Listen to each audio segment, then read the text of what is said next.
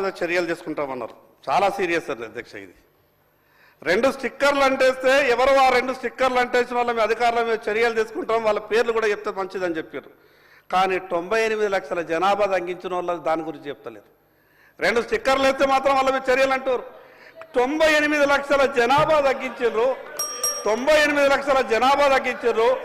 నేను ఏమంటానంటే అధ్యక్ష, అన్నా నేను మీ ప్రభుత్వాన్ని ఒక మాట అంటలేను అన్నా.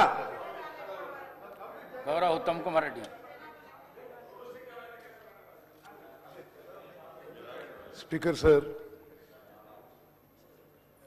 ప్రతిపక్ష సభ్యులు వారి ఎటువంటి సూచనలు ఇచ్చినా, ఏ విమర్శలు చేసినా సద్విమర్శలు కూడా మేము యాక్సెప్ట్ చేస్తాం.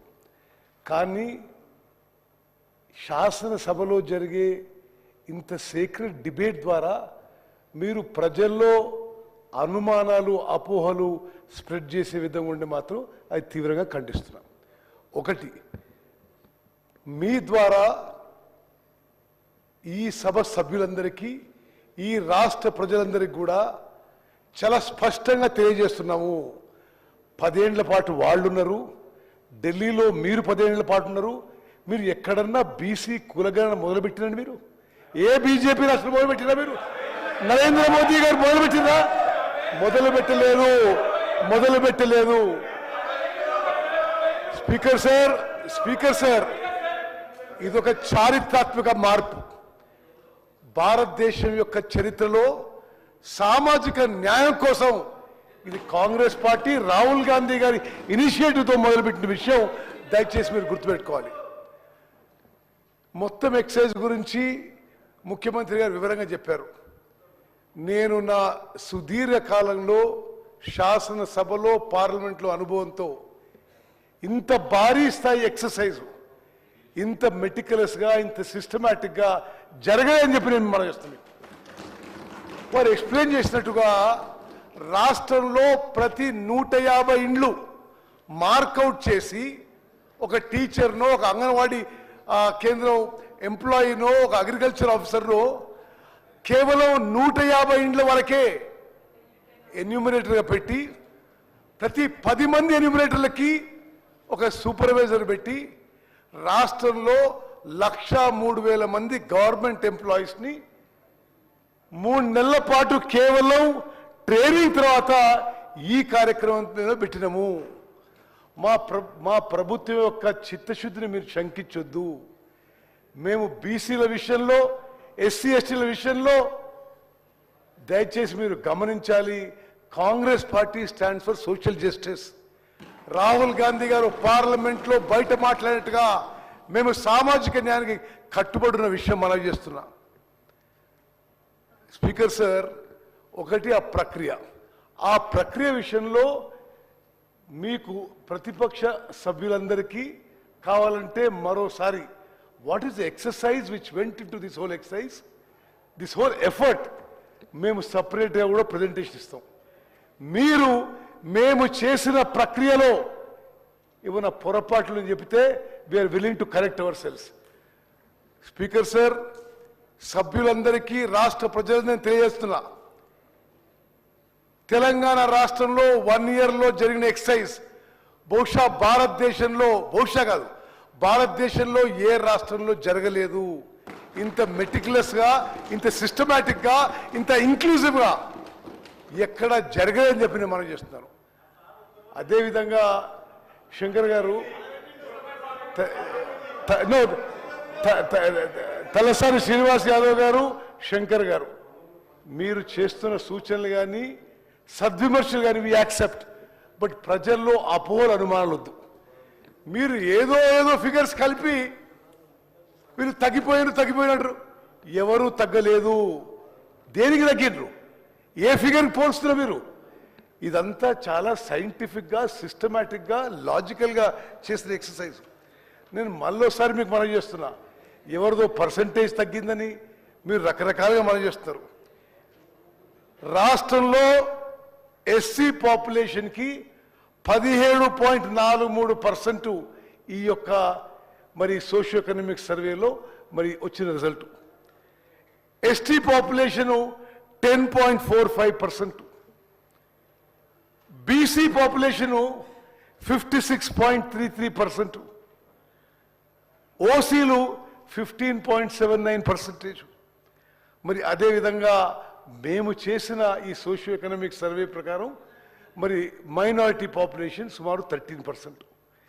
నేను మీకు ఏం మనవి చేస్తున్నానంటే స్పీకర్ సార్, ఒకటి ఈ ఎక్సర్సైజ్ అయితే అధికారులు మరి చాలా సిస్టమేటిక్గా ప్లానింగ్ డిపార్ట్మెంట్ ద్వారా రాష్ట్ర వ్యాప్తంగా చేయడం జరిగిందో, ఎస్, మా లెక్కల ప్రకారం రాష్ట్ర జనాభా 3,70,00,000. 3,70,00,000లో 3,54,00,000 మందికి ఇండివిజువల్ సర్వే జరిగింది. మేము వచ్చిన లెక్క ఫిజికల్గా లెక్క ఎంత వచ్చిందంటే 4,20,00,000 ఉండాలి, 5 కోట్లు ఉండాలంటే దానికి ఎవరేం చేయాలి? ఇది సిస్టమేటిక్గా మొత్తం రాష్ట్రంలో ప్రతి ఇంటికి మార్కింగ్ జరిగి, లిస్టింగ్ జరిగి, ఎన్యూమినేటర్స్ మార్క్ అయ్యి, ట్రైనింగ్ అయ్యి, ఇంటింటికి పోయిన సర్వే. మరి ప్రతిపక్ష శాసనసభ్యులు మనం చేస్తున్న సెన్సస్లో కూడా బహుశా ఇంత సిస్టమేటిక్ జరగకపోయిండొచ్చు. ఈ ఫిగర్స్లో దయచేసి మీరు అనుమానాలు, అపోహలు కలిగించొద్దు. మా ప్రభుత్వం సోషల్ జస్టిస్ పక్షాన, ప్రత్యేకంగా బీసీలకు సోషల్ జస్టిస్ చేయడానికి పూర్తిగా కట్టుబడి ఉన్నాము. రిజర్వేషన్స్ ఎంత పర్సెంటేజ్ చేయాలి? తప్పనిసరిగా ఈ శాసనసభలో తీర్మానం చేసి పార్లమెంట్ పంపిద్దాం. మీరు షెడ్యూల్ 9లో పెడతాడు, పెట్టండి. మరి దయచేసి మా ప్రభుత్వం తరఫున కాంగ్రెస్ పార్టీ పక్షాన మేము సిన్సియర్ ఉన్నాము, కమిటెడ్ ఉన్నాము. దయచేసి మీరు మా కమిట్మెంట్, మా సిన్సియరిటీ డౌట్ చేయవద్దు, ప్రజల్లో అనుమానాలు పెట్టొద్దని చెప్పి నేను మనం చేస్తున్నా. స్పీకర్ సార్, నేను మళ్ళా ఇంటర్వ్యూని అయితే అవసరం ఉంటే కానీ this is a massive meticulous systematic exercise. స్వతంత్ర భారతదేశంలో ఏ రాష్ట్రంలో, బీజేపీ పాలించిన ఏ రాష్ట్రంలో చేయలే. శంకర్ గారు, మీరు నరేంద్ర మోదీకి సలహా ఇవ్వచ్చు కదా, మొత్తం భారతదేశంలో చేయొచ్చని. మరి చేస్తలేరు వాళ్ళు. మరి 10 ఏళ్ల పాటు వాళ్ళు పరిపాలించారు, వాళ్ళు చేసినరా? వాళ్ళు చేయలేదు. మేము ఒక స్పీకర్ సార్, మా ప్రియతమ నాయకుడు, లోక్సభ ప్రతిపక్ష నాయకుడు రాహుల్ గాంధీ గారి ఇన్స్పిరేషన్తో సోషల్ జస్టిసే ధ్యేయమని ముందుకు పోతున్నాము. చాలా మెటిక్యులస్ గా ఈ మొత్తం ఎక్సైజ్ చేయడం జరుగుతుంది. అంకెలపై అనుమానం చేస్తే మరి మీకు మొత్తం అసలు ఎక్సర్సైజే దాన్ని డిఫర్ చేయాలంటారు, పోస్ట్పోన్ చేయాలంటారు. ఇది చాలా సిస్టమేటిక్ గా సీరియస్ గా జరిగిన ఎక్సర్సైజ్. ఈ అంకెలు జెన్యూన్. దయచేసి తగ్గింది అంటారు. దేన్ని పోల్చి మీరు తగ్గింది అంటున్నారు? What are you comparing with? ఇది జెన్యూన్ ఫిగర్స్. అద్భుతంగా చేసిన ఈ సోషియో ఎకనామిక్ సర్వేకి తెలంగాణ రాష్ట్ర ప్రధాన కార్యదర్శి గారికి, ప్లానింగ్ డిపార్ట్మెంట్ కి మనస్ఫూర్తిగా నా అభినందనలు తెలియజేస్తున్నాను. శంకర్ గారు కన్క్లూడ్ చేయండి.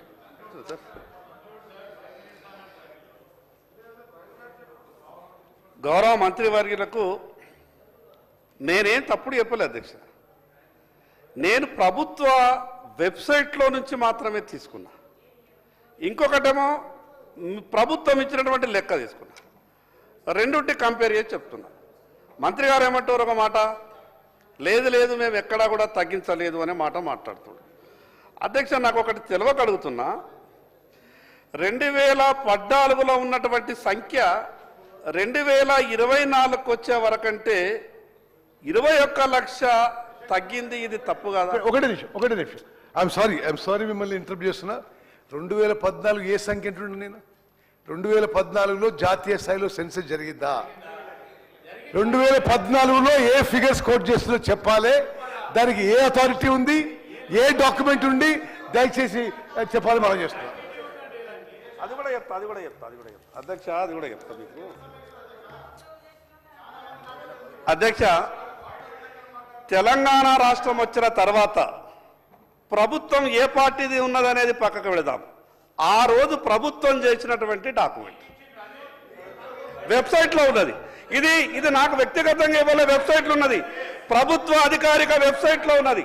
నేనేమంటున్నానంటే ఇది ప్రభుత్వ అధికారిక వెబ్సైట్లో ఉంది.